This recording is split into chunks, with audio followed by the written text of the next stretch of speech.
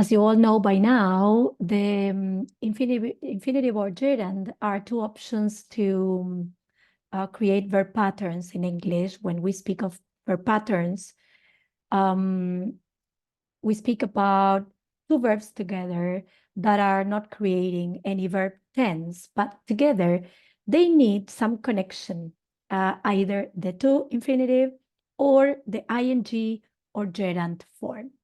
Here we're gonna be discussing when having this formula, we need to also add an object because we are talking about another person. Let's have a look at some verbs and some examples that follow this first structure first. Verbs plus object plus to infinitive, because sometimes you say, I want to travel, quiero viajar, but some other times you want to say, I want you to travel, quiero que vos viajes. So that's the case when you add the object. Let's have a look at some verbs and how they behave. This group of verbs, take the example I have just said. So it's the verb plus an object plus infinitive. Remember, the verbs that take objects are the transitive verbs. So here are some examples. I don't want her to leave. I advised her to stop smoking. The man requested them to help him. So here are some examples. If you don't know them, you can stop the video and take a screenshot for later revision. Then we have this other option of verbs, this other group of verbs that are more connected with preference. And be careful here because the confusion might occur with the would. So remember, these cases take to infinitive after them. Although they are preference verbs that they take the gerund, but with the would, they take the infinitive. Then we have cases of verbs that take, apart from the object, a that clause. So we are talking about verbs that are not followed by infinitive, not at least in this case, but you can also have the alternative of a that clause. Like, for example, the manager persuaded them that the situation was dramatic. Remember that the that can be omitted. Like, for example, when you say, that taught me things aren't always as they seem. Okay. The verb recommend can take a that clause with an object. So we can say, I recommended them to stay. I recommended that she stay. Pay attention here, no S, because it's like a formal way.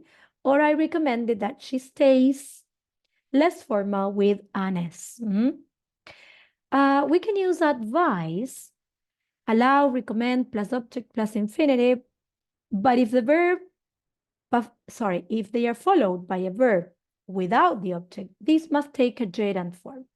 Look, he advised me to leave would be the correct structure. But if you don't have object, you say, he advised leaving. This would be in Spanish, me aconsejó irme, in the first case, and in the second, aconsejó irse or irnos, like in general, without talking about a specific person. So this happens with this type of verbs connected with recommendations. Then we have some verbs followed by the preposition for, in this case, before the pronoun, and then the to infinitive. Have a look at this. It's arrange, ask, plan, or wait.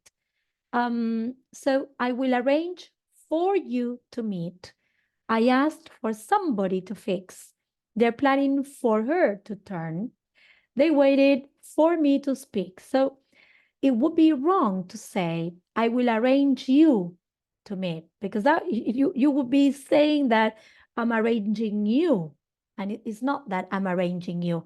I'm arranging something for you. So in this case, we're just altering the position. Okay, have a look at some cases of adjectives, nouns, to or enough, or infinitive of purpose, followed by for, and then someone, and then the infinitive. In the case of adjectives, it's important for us to be ready. So you see here how we have the adjective, the for plus somebody, and then the infinitive.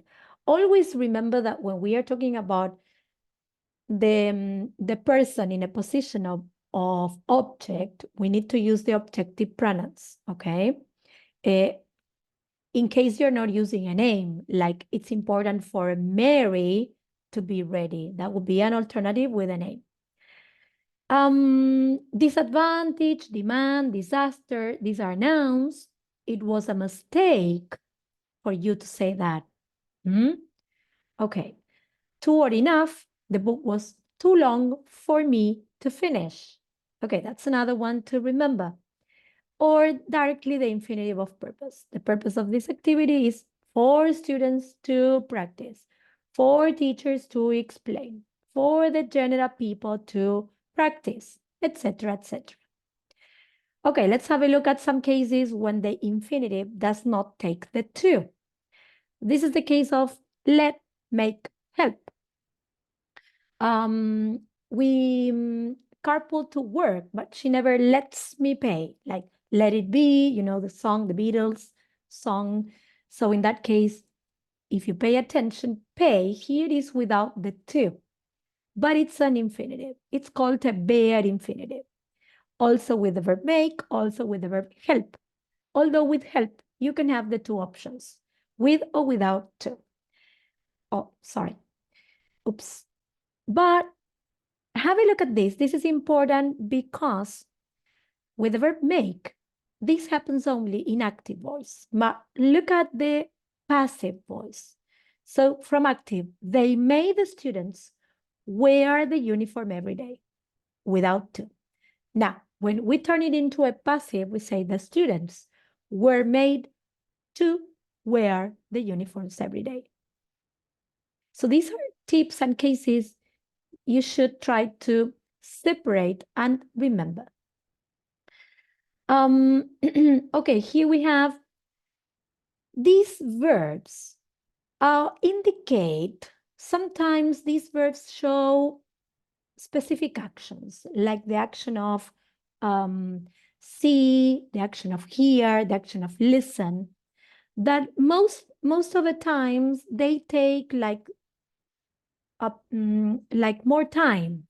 So let's have a look at how they behave depending on the moment in the process I see the action. Look, I saw them kiss.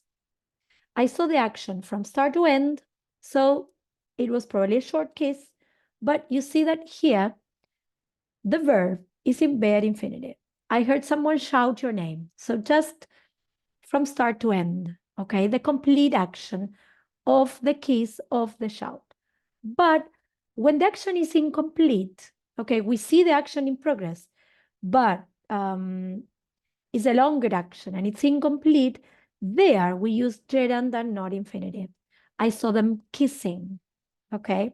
So you can have both patterns, but there's a slight change in meaning. Now let's pass on to gerund. Okay, so with the verbs dislike, hate, imagine, involve, etc., we use object plus gerund. He dislikes his wife working so late. The show involved the actors doing lots of stuffs, etc. So in this case, what you have to be sure is that you need to maintain this subject, the subject and the object. There has to be a balance and accordance between subject and object. So here we have like a coherence. If not, there's no coherence in the idea. Wrapping up. First of all, it's important to remember the verb patterns. Second of all, if you use an object in between the verb and the pattern, you need to be sure, okay, which pattern you need to use. And in the case of the infinitive, if you need to use infinitive with or without to.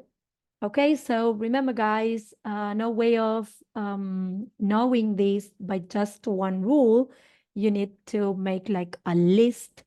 Have the list near you, probably at hand, to have a look at it, and practice. Practice makes perfect.